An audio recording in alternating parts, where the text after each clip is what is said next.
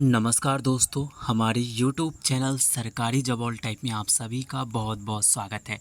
दोस्तों, एक और वैकेंसी निकल के आ चुकी है जो कि वेरियस नॉन फैकल्टी एवं फैकल्टी वैकेंसी रहने वाली है, जो कि आपको सेम एम्स की तरह ही देखने के लिए यहाँ पे मिलेगी। सारी प्रोसेस भी उसी तरीक़ा से रहने वाली है, तो आप हमारे साथ शुरू से अंत तक के बने रहें। हम इस वीडियो में देखेंगे कौन कौन सी various faculty and non faculty vacancy निकल के आई हैं और क्या एजुकेशन क्वालिफ़िकेशन मांगा गया है, किस तरीक़ा से आपका सिलेक्शन प्रोसेस रहने वाला है। साथ ही में देखेंगे कि कहाँ-कहाँ आपका एग्ज़ामिनेशन सेंटर रहने वाला है, एप्लीकेशन फ़ीस क्या रहेंगी। ये सारी डिटेल्स इसी वीडियो में हम कवर करने वाले हैं, तो शुरू से अंत तक के हमारे साथ बने रहे दोस्तों, ताकि आपका कोई डाउट ना रहे, ठीक है। और इससे पहले आप सभी को हम बता देना चाहेंगे कि चैनल पर नए हैं तो चैनल को तुरंत सब्सक्राइब कर ले, साथ ही बेल आइकन को प्रेस कर ले, ताकि इससे जुड़ी हर अपडेट आपको पल पल मिलती रहे।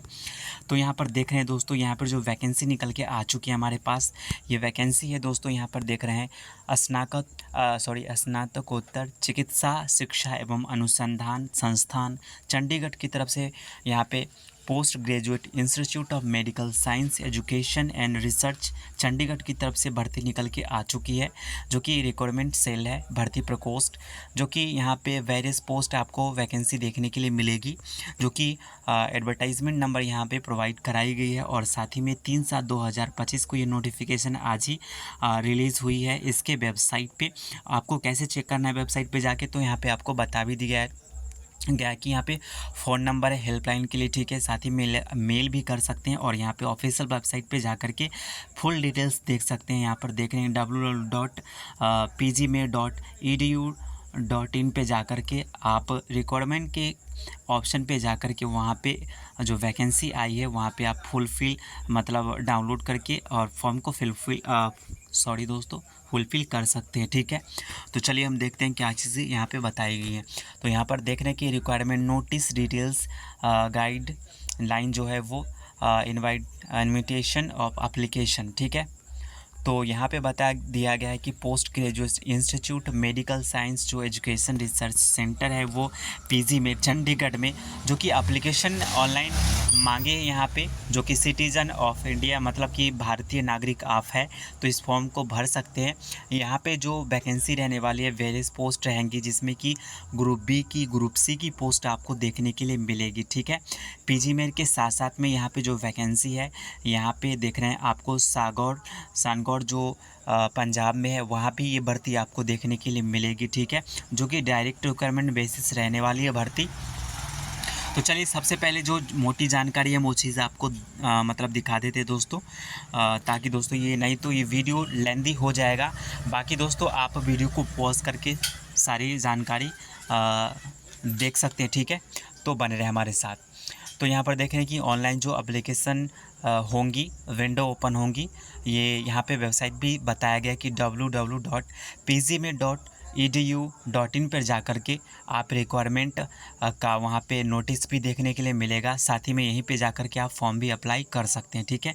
जो कि टाइमिंग है यहाँ पे एप्लीकेशन फॉर्म का वो 4/7/2025 से स्टार्ट हो जाएंगी और 4/8/2025 तक ही आपका इसका मतलब ये फॉर्म भरे जाना है, ठीक है।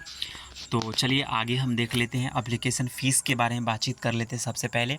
तो एप्लीकेशन फ़ीस की बातचीत करें तो देख रहे हैं यहाँ पे जो SC/ST कैटेगरी से यहाँ पे 800 रुपया मांगी गई है। साथ ही में जनरल OBC EWS कैंडिडेट आते हैं तो आपको 1500 रुपया आपको फ़ीस देनी पड़ेगी, ठीक है। अलग अलग पोस्ट के लिए आप एप्लीकेशन कर सकते हैं, अलग अलग आपको फ़ी पेमेंट करनी होगी, ठीक है। तो इसका आप ध्यान रखेंगे। चलिए हम आगे देख लेते हैं वैकेंसी डिटेल्स के बारे में। तो यहाँ पर देख रहे हैं दोस्तों डिटेल्स वैकेंसी जो पे स्केल वगैरह सारा चीज़ यहाँ पे मेंशन करी गई है। तो सबसे पहली पोस्ट यहाँ पे आपको देखने के लिए मिलेगा लीगल असिस्टेंट की पोस्ट रहेंगी, जिसमें कि पोस्ट कोड यहाँ भी मेंशन है दोस्तों, सॉरी दोस्तों। तो यहाँ पे लीगल असिस्टेंट पोस्ट रहने वाली है, जो कि पोस्ट कोड यहाँ पे मेंशन है सर। साथ ही में यहाँ पे जो पोस्ट है वो ग्रुप बी की पोस्ट रहेंगी, इसमें सिर्फ एक ही पोस्ट रखी गई है, ये वार की है, ठीक है। और चलिए हम अगली पोस्ट देख लेते हैं, बने रहे हमारे साथ शुरू से अंत तक के। अगली पोस्ट यहाँ पर देख रहे हैं दोस्तों, यहाँ पे निकल के आ चुकी हैं जूनियर टेक्नीशियन लैब की पोस्ट रहेंगी, जो कि पोस्ट कोड यहाँ पे बताई गई ग्रुप बी की पोस्ट आपको देखने के लिए मिलेगी। और यहाँ पर टोटल जो वैकेंसी यहाँ पे रहेंगी दोस्तों, हम आपको बताते चले कैटेगरी वाइज। टोटल यहाँ पे 31 पोस्ट रहेंगी, जिसमें कि यहाँ पे 12 पोस्ट यूआर कैटेगरी के लिए है, एससी कैटेगरी के लिए 1 पोस्ट है, एसटी में 1 पोस्ट है, ओबीसी में 11 पोस्ट है और ईडब्ल्यूएस में 6 पोस्ट है टोटल। ठीक है, तो अच्छी खासी वैकेंसी यहाँ पे देखने के लिए आपको मिलेगी। और अगली पोस्ट यहाँ पर देख रहे हैं जूनियर टेक्नीशियन एक्सरे की पोस्ट रहेंगी, जिसमें कि ग्रुप पी की पोस्ट आपको देखने के लिए मिलेगी ये।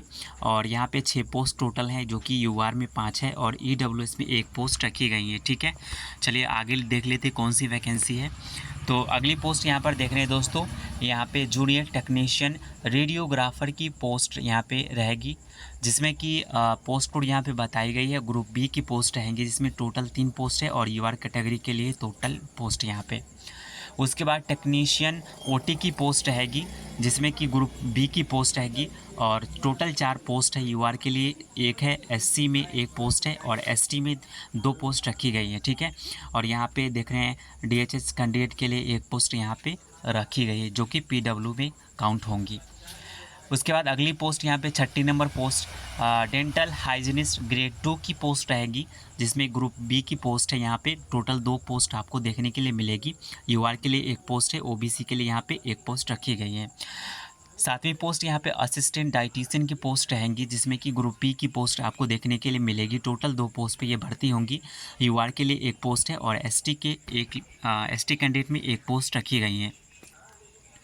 अगली पोस्ट यहाँ पर देख रहे हैं 8वीं नंबर पोस्ट में रिसेप्शनिस्ट की पोस्ट रहेंगी, जिसमें कि ग्रुप सी की पोस्ट ये काउंट होंगी। ठीक है, ग्रुप बी की पोस्ट सी की पोस्ट रहेंगी, 1 ही पोस्ट है ओबीसी में। अगली पोस्ट 9वीं नंबर पोस्ट जो है जूनियर ऑडिटर की पोस्ट रहेंगी, ग्रुप सी की पोस्ट ईडब्ल्यूएस के लिए 1 ही पोस्ट यहाँ पे है। ठीक है, चलिए आगे देख लेते हैं। तो हमने देख लिया दोस्तों डेंटल हाइजीनिस्ट ग्रेड 2 की पोस्ट को। अब असिस्टेंट डाइटिशियन की पोस्ट, सॉरी दोस्तों, यहाँ पे एजुकेशन क्वालिफ़िकेशन हम सबसे पहले देख लेंगे, बने रहे हमारे साथ। बस उतना ही पोस्ट था। टोटल 9 टाइप की पोस्ट यहाँ पे निकल के आई हैं। और अगली पोस्ट दोस्तों आपको यहाँ पे स्टोर कीपर की भी पोस्ट आपको देखने के लिए मिलेगी। ठीक है, तो बने रहे, हम आगे देखेंगे दोस्तों। तो देखिए दोस्तों, अगली पोस्ट यहाँ पे जो रहेंगी, यहाँ पे सेंट्रल जो रहेगी सागौन के लिए पंजाब में भर्ती रहेंगी, जिसमें कि ये पोस्ट है नर्सिंग ऑफिसर की। ग्रुप बी की पोस्ट आपको देखने के लिए मिलेगी। टोटल 51 पोस्ट रहेंगी, जिसमें कि यूआर में 20 पोस्ट है, एससी में 8 पोस्ट है, एसटी में 6 है, ओबीसी में 14 है और ईडब्ल्यूएस में 3 पोस्ट रखी गई हैं। उसके बाद अगली पोस्ट यहाँ पे स्टोर कीपर की रहेंगी, जिसमें कि यूआर के लिए 1 पोस्ट है। अगली पोस्ट यहाँ पे जूनियर टेक्नीशियन लैब की रहेगी यहाँ पे, जिसमें कि यहाँ पे टोटल 6 पोस्ट आपको देखने के लिए मिलेगी। यूआर में 4, एसटी में 1 पोस्ट, ओबीसी में 1 पोस्ट आपको देखने के लिए मिलेगी। अगली पोस्ट देख लेते हैं। तो अगली पोस्ट यहाँ पर देख रहे हैं कि आप यहाँ पे एडमिनिस्ट्रेटिव असिस्टेंट अपर डिवीज़न कलर की पोस्ट रहेंगी, जिसमें कि ग्रुप सी की पोस्ट देखने के लिए आपको मिलेगी।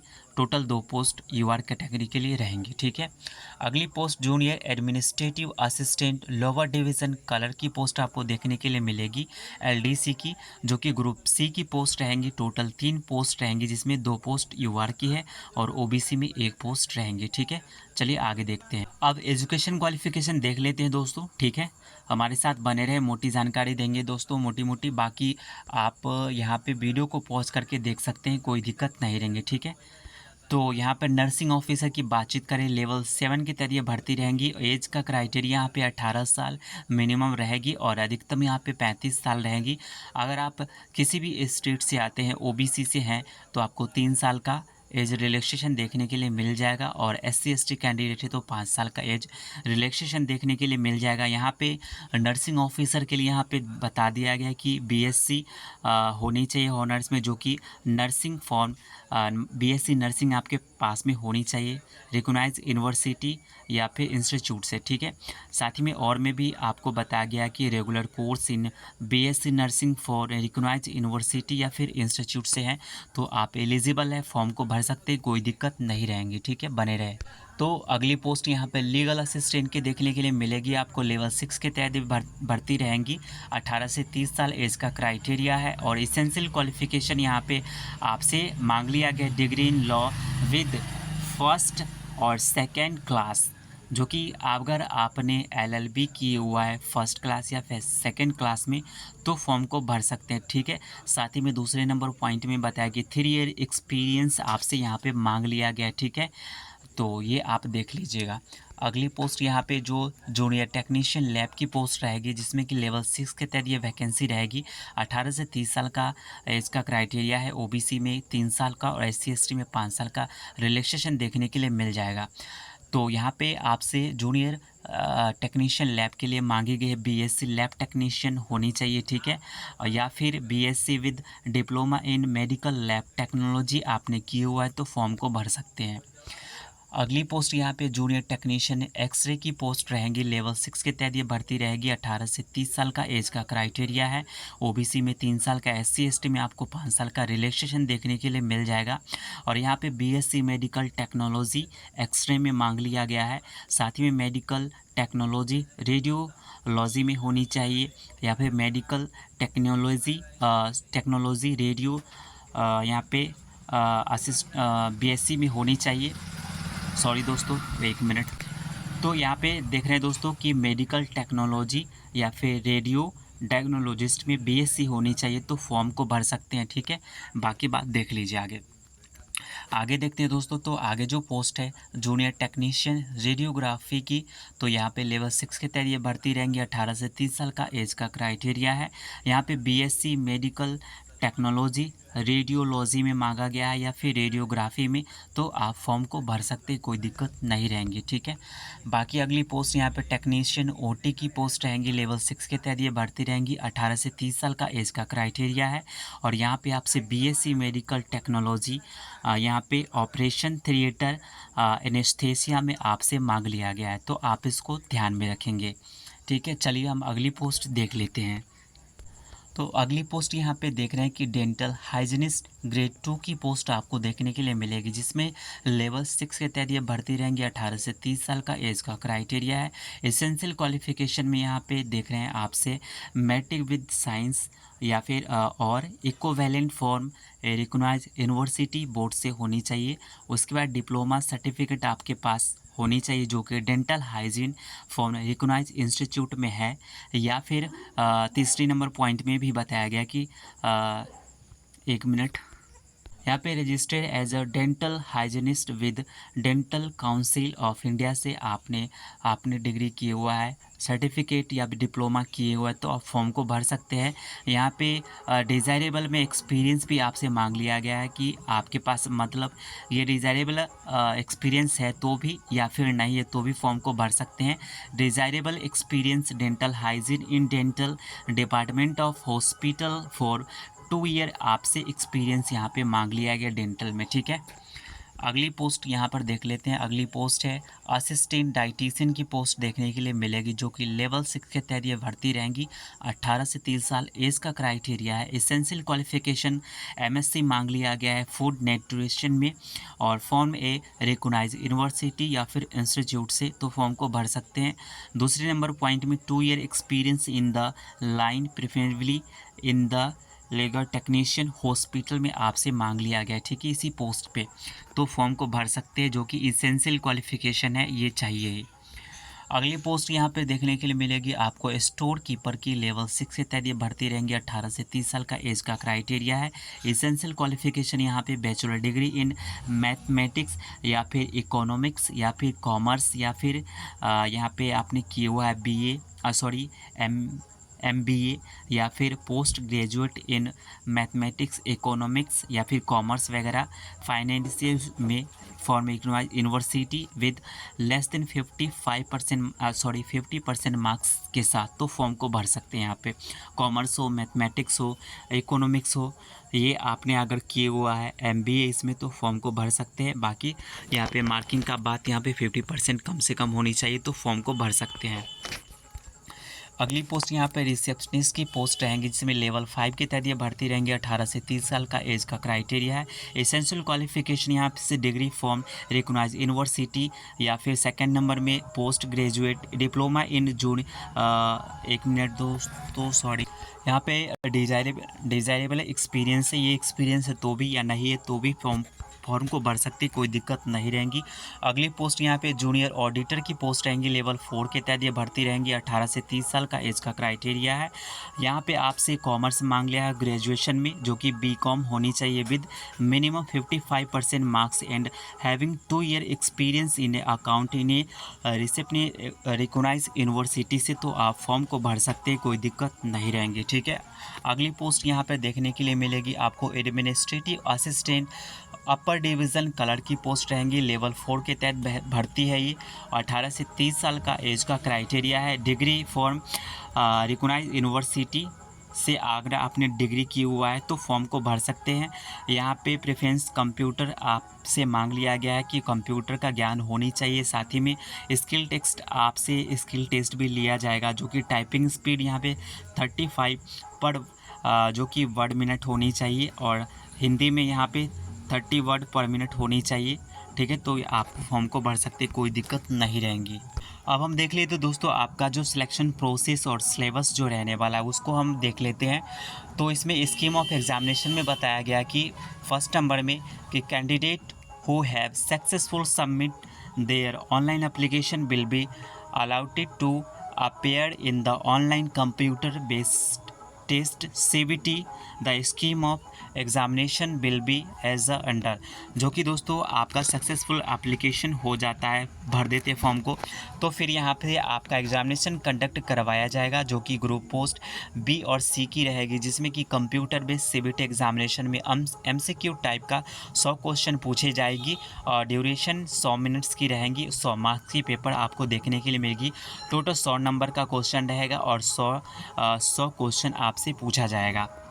ठीक है, जिसमें कि तो यहाँ पे क्वालिफ़िकेशन मार्क्स भी बताया गया है। ठीक है, जिसमें कि बता दिया जाता है आप सभी को कि the minimum qualifying eligibility criteria for CBT will be 40% marks for general EWS categories and 35 जो परसेंट मार्क्स है वो SC ST OBC कैंडिडेट के लिए यहाँ पे रखा गया है। ठीक है, तो आप जो कि फर्स्ट राउंड के लिए यहाँ पे क्वालिफाई मतलब होते हैं, और उसके बाद यहाँ पे कंप्यूटर बेस्ड जो एग्ज़ामिनेशन होगा।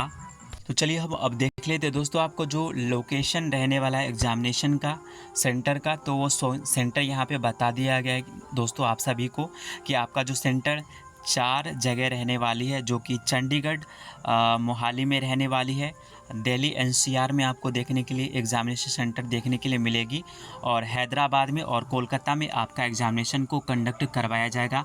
आप भारत के किसी भी कोने से आते हैं तो फॉर्म को भर सकते हैं। ठीक है, अलग अलग एप्लीकेशन के लिए अलग अलग आपको फॉर्म का फ़ीस भी भरना पड़ेगा, और इसी 4 सेंटर पे आपका एग्ज़ामिनेशन को कंडक्ट करवाया जाएगा। फ़िलहाल दोस्तों इतना ही हमारे पास है सिलेबस के बारे में। दोस्तों अगली वीडियो में हम कवर करने वाले हैं, तो हमारे साथ बने रहे दोस्तों। और फिर कहना चाहेंगे कि चैनल पर नए हैं तो चैनल को तुरंत सब्सक्राइब कर ले, साथ ही बेल आइकन को प्रेस कर ले, और वीडियो को अपने दोस्तों में शेयर करना ना भूले। तब तक के लिए चलते हैं और बहुत जल्द आपसे मिलते हैं। फिलहाल इतना ही, धन्यवाद।